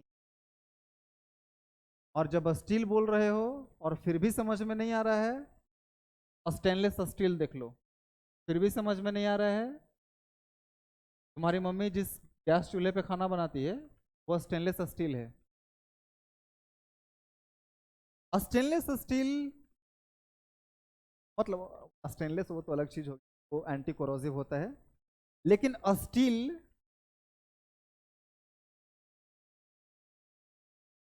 आयरन से अट्रैक्ट हो भी सकता है और नहीं भी। स्टील आयरन से अट्रैक्ट हो भी सकता है और नहीं भी। आयरन नहीं है, आयरन होता तो मैं बोलता कि आयरन हमेशा अट्रैक्ट होता है मैग्नेट की तरफ, लेकिन स्टील आयरन नहीं है, तो बी ऑप्शन तो नहीं होगा, कि हम श्योर ही नहीं है कि ये किस स्टील के बारे में बोल रहा होगा, और सारे स्टील्स तो नहीं अट्रैक्ट होंगे। सी है, it attracts a non magnet, it attracts a non magnet, ये आंसर नहीं हो सकता, क्योंकि अगर हमारे हाथ में जो पीस ऑफ मेटल है वो अगर नॉन मैग्नेटिक भी होगा, लेकिन उसमें अगर आयरन बहुत ज़्यादा हुआ, आयरन अगर बहुत ज़्यादा हुआ और उसमें इम्प्योरिटी के तौर पे अगर कोई नॉन फेरस सब्सटेंस अगर नहीं मिलाया गया है बहुत ज़्यादा, और उसको हम अगर ऐसे पकड़े रहेंगे तो मैग्नेट चल के उसकी तरफ आएगा। सही है, सही है, अगर हम उसको पकड़े रहेंगे तो मैग्नेट चल के उसकी तरफ आएगा। इसका मतलब ये नहीं कि ये मैग्नेट को खींच रहा है, इसका मतलब ये कि मैग्नेट को ये चाहिए था और ये उसके पास नहीं आया, तो मैग्नेट खुद चल के इसके पास आ गया। समझ में आ रहा है? D, none of the above. A, it repels a non magnet. अगर तुम थोड़ा सा भी ध्यान दोगे तो तुम्हें पता चलेगा कि एक मैग्नेट को रिपेल करने के लिए, और टू बी मोर प्रिसाइज, एक मैग्नेटिक मोनोपोल को रिपेल करने के लिए सेम टाइप का मैग्नेटिक मोनोपोल जरूरी है। इसका मतलब कि एक मैग्नेट, अगर मैग्नेट का टेस्ट करना है तो अगर नॉन मैग्नेट को रिपेल कर दे, नॉन क्यों, अगर अननोन होगा तो हमें पता नहीं चलेगा कौन नॉर्थ है कौन साउथ है, नोन रहेगा तो हमें पता रहेगा कि कौन नॉर्थ है कौन साउथ है। और अगर हमारा मैग्नेट दोनों में से किसी एक तरीके से अगर रिपेल कर देगा, तो हम इस संभावना पे फिक्स हो सकते हैं कि हमारा जो नॉन मैग्नेट का नॉर्थ पोल है वो हमारे अननोन मैग्नेट के नॉर्थ पोल से ही रिपेल हो रहा होगा। ये लगभग तय, मतलब 100% तय है। Clear? Second question, ferromagnetic materials used in a transformer must have, इसके बारे में शायद बात किया था, इसके बारे में बात किया था ना, थोड़ा सा कुछ बताया था शायद। फेरोमैग्नेटिक मटेरियल सही है, सबको पता है, ये एक मैग्नेटिक सबस्टेंस है। मैग्नेटाइजेशन सेम डायरेक्शन में आता है क्या? मैग्नेटाइजेशन एक्सटर्नल मैग्नेटिक फील्ड के डायरेक्शन में डेवलप होता है क्या, अपोजिट में रहे? तो बोल काहे नहीं रहा है रे? अच्छा ठीक है, मेरा टाइम खत्म। भाई ऑनेस्ट हो जा, मैं तेरे को जज नहीं कर रहा हूं, लेकिन खुद की नजर में ऑनेस्ट हो जा। जिसको फेरोमैग्नेटिक सबस्टेंस नहीं पता है वो हाथ उठा। जिसको फेरोमैग्नेटिक सबस्टेंस किसको बोलते हैं, प्रॉपर्टीज क्या होती है, उसकी ससेप्टिबिलिटी क्या होती है, जिसको नहीं पता है हाथ उठा।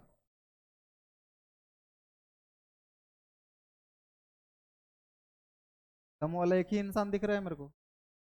मेरे को मत बता, मेरे को जानना जरूरी नहीं है, तू खुद को बताने के लिए हाथ उठा। टाइम खत्म हो जाएगा अभी, ये लास्ट मौका दे रहा हूं। जिसको फेरोमैग्नेटिक सबस्टेंस का ससेप्टिबिलिटी क्या होता है नहीं पता है वो हाथ उठा। अच्छे से हाथ उठा, एकदम अच्छे से, अपने साथ पूरा ऑनेस्ट होना है। जिन लोगों ने भी हाथ उठाया है, हाथ नीचे रख। वो उन लोगों से आगे हैं जिन्हें नहीं पता है और हाथ नहीं उठाए हैं, क्योंकि identifying is problem is half problem done. आपको पता है कि आपका प्रॉब्लम क्या है। रिवीजन। और आप मेरे को दिखाने के लिए कुछ भी मत करो, मेरे नज़र में सब हीरो हैं सब। मालूम है कि बताऊंगा, कोई मेरे को 1,000 रुपये दे देगा तो मेरा बुढ़ापा कट जाएगा, लालची हूँ। लेकिन 1,000 में तेरा गुजारा नहीं होगा, और तू भी 1,000 तब दे पाएगा जब तेरे पास कुछ एक 100,000 होंगे। अपने साथ रैशनल रहना है, क्रिटिकल रहना है, लाइक एकदम क्लियर टॉक करना है। खुद को धोखा कभी नहीं देना है, दुनिया को धोखा दे दे, खुद को कभी धोखा मत दे, कभी भी नहीं। और खुद को बेहतर बनाने में इस तरीके से मेस्मराइज हो जा, हमारे आसपास एक पूरी की पूरी फिजिकल दुनिया एग्जिस्ट करती है, तो भूल जा, तेरे को पता ही ना चले। और तब देख जिंदगी जीने का मजा, जब सारे संभावनाएं हकीकत हो सकती हैं और सारे उद्देश्य अपने हो। अपने साथ एक इतना इंटीमेट रिलेशन एस्टेब्लिश करना आसानी से नहीं होगा। उसके लिए तुम्हें तुम्हारे कंफर्ट जोन से बाहर जाना पड़ेगा। उसके लिए तुम्हारा माइंड बोले, तुम्हारा दिल बोलेगा कि दोस्ता मूवी देखने जा रहे हैं, हम भी चलना। तो तुम्हें अपने माइंड को इतना स्ट्रांग रखना होगा कि नहीं, कल मेरा टेस्ट है, अगर मेरे लिए बारहवीं देखना ज़्यादा जरूरी है तो मैं कल टेस्ट देने के बाद जाऊंगा। मैं अभी से कल के टेस्ट तक जितना भी टाइम है, उस टेस्ट में मैं बेहतर प्रदर्शन कैसे करूँ उसके लिए इस्तेमाल करूँ। ब्रेक सब लेते हैं। जो दुनिया में एक नंबर पे है एलन मस्क, वो भी ब्रेक लेता होगा, तो हैं सब लोग। लेकिन यार वो कितना खास तरीके से ब्रेक लेता होगा, वो कितने बिलियन डॉलर का डील करता होगा तब एक छोटा सा ब्रेक लेता होगा। तुमने उसका इंटरव्यू सुना होगा, जब वो टेस्ला खड़ा कर रहा था तो वो टेस्ला के मेगा फैक्ट्री में सोया करता था। जो वर्ल्ड का रिचेस्ट आदमी है, वो अपने फैक्ट्री में सो रहा है समय बचाने के लिए, दोस्त के घर से खाना मंगवा रहा है।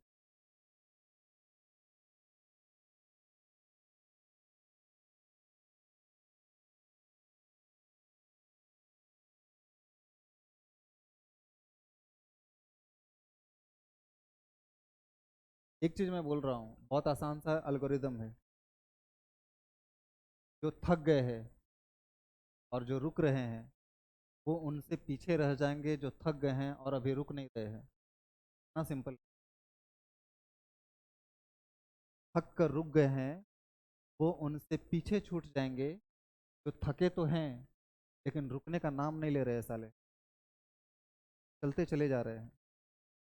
एक शिव खेड़ा बहुत अच्छा मोटिवेशनल स्पीकर और ऑथर हैं। अभी अमेरिका में सेटल्ड हैं, वो इंडियन है। उसका एक बहुत अच्छा मोटिवेशनल बुक आता है, हिंदी में नाम है उसका जीत आपकी। वैसे उसका अंग्रेजी जो लाइक एक्चुअल ट्रांसक्रिप्ट है वो अंग्रेजी में है। बोलते हैं यू कैन विन। और उसके जो उसका लाइक जो फर्स्ट पेज होता है, जो लाइक उसका कवर होता है, कवर पेज पे सबसे सामने में लिखा हुआ है एक लाइन, एक लाइन भी नहीं, फ्रेज है, तो मैं रिपीट करना चाहूंगा लास्ट में। Winners don't do different thing, they do things differently. जीतने वाले कोई अलग काम नहीं करते, वो हर काम को बेहतरीन तरीके से कैसे किया जा सकता है इसके बारे में पोक करते हैं खुद को, वो जानने की कोशिश करते हैं। तो वो हर काम को अलग तरीके से करना जानते हैं।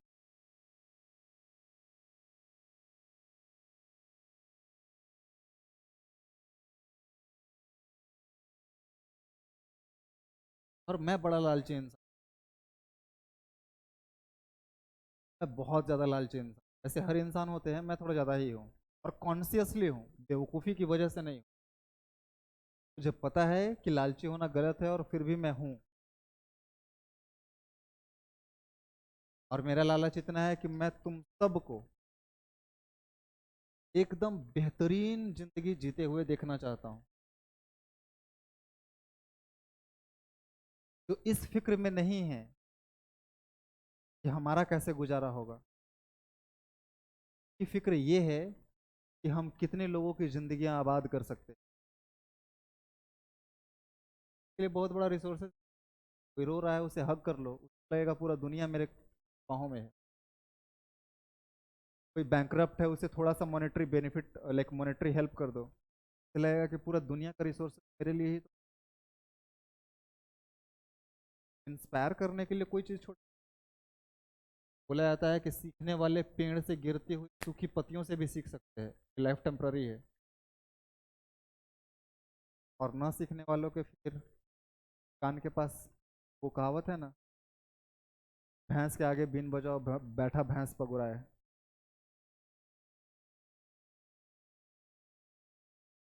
तो हम मोटिवेटेड रहें, हम इंस्पायर्ड रहें, हम बेहतरीन की तरफ बढ़ते चले जाएं।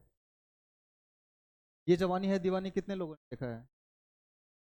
ये जवानी है दीवानी, एक डायलॉग है बनी का, रणवीर कपूर का, शायद तुम लोगों को याद होगा। मैं चलना चाहता हूँ, मैं गिरना चाहता हूँ, बस मैं रुकना नहीं चाहता। कितना मोटिवेशनल लाइन है।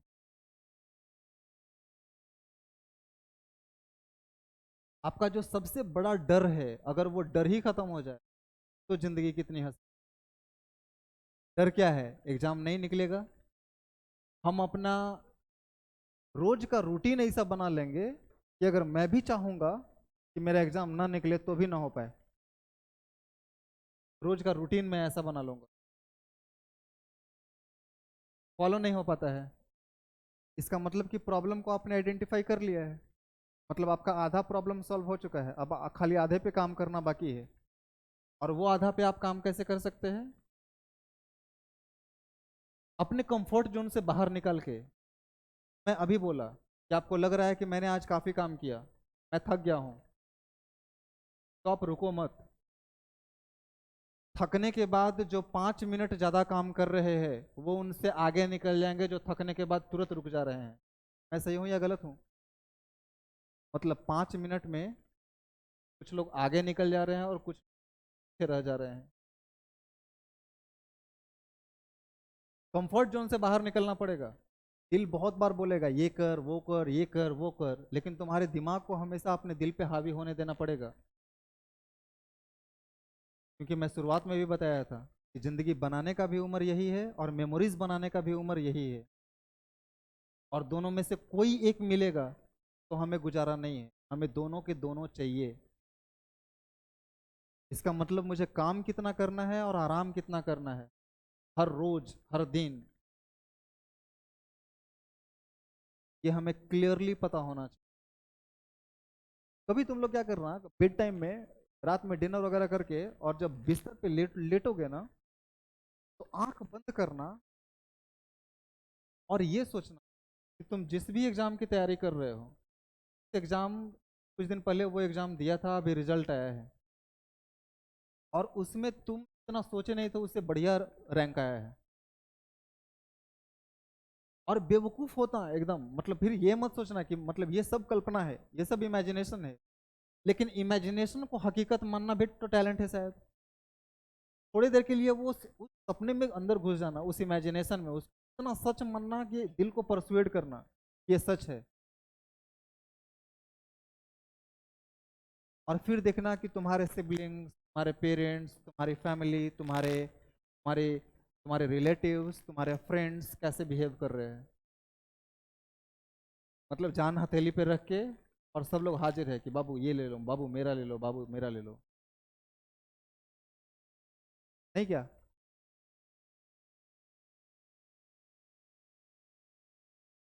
और अगर वो चीज़ इतनी खुशी हमें दे सकती है तो उसके लिए तो फिर जिंदगी जिंदगी कुर्बान है भाई। छोटी मोटी चीज़ तो फिर बहुत छोटी मोटी हो गई।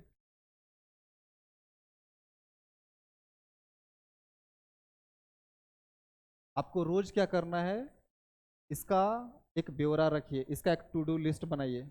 सीट चेंज कर लिया रे, खड़ा हो तो एक बार खड़ा हो। मॉड्यूल दिख रहा है तेरे पास नहीं है? कसम खा। बैठ। क्या कि तेरे बगल वाला बदमाश है तो लाइक मुझे लग रहा है कि तू भी बदमाश हो सकता है। बदमाश है कि नहीं? नहीं है? टाइम हो गया,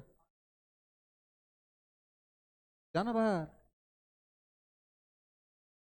कोई दिक्कत नहीं है, हम बात ही तो कर रहे हैं। अच्छा ठीक है, last question. Ferromagnetic materials used in a transformer must have permeability low चाहिए कि हाई चाहिए? म्यू मोर चाहिए कि लेस चाहिए? क्या? क्या आई? परमिएबिलिटी को किससे रिप्रेजेंट करते हैं? ये आई क्या बोला तुम लोग? आई क्या था? हाँ, आई ना? हाँ, आई, हाइट, हाई। और मुझे लगा कि मैं परमियाबिलिटी बोल रहा हूँ तो तुम लोग बोल रहे हैं आई। और मुझे लगा कि मैंने तो म्यूट किया था, ये आई कब से बदल गया? परमियाबिलिटी हाई चाहिए और हिस्टेरिसिस, हिस्टेरिसिस लॉस कम चाहिए ज़्यादा चाहिए? हिस्टेरिसिस लॉस, इसका मतलब हिस्टेरिसिस का एरिया कुछ ऐसा होना चाहिए कि वैसा होना चाहिए? ऐसा चलेगा। तो हाई परमियाबिलिटी का मतलब तुम देखे होगे कि मैग्नेटाइजिंग मैग्नेटिक फील्ड और इंड्यूस्ड मैग्नेटिक फील्ड में रिलेशन दोनों का अगर रेशियो देखेगा तो वो म्यू के बराबर होता है। इसका मतलब कि म्यू जितना ज्यादा होगा उतना ज्यादा अमाउंट ऑफ मैग्नेटाइजिंग लाइक जो इफेक्ट है वो हमारे मैग्नेटिक मटेरियल में आएगा। समझ में आ रहा है? तो परमियाबिलिटी हाई चाहिए और हिस्टेरिसिस लॉस या फिर हिस्टेरिसिस लूप का एरिया हमको कम चाहिए।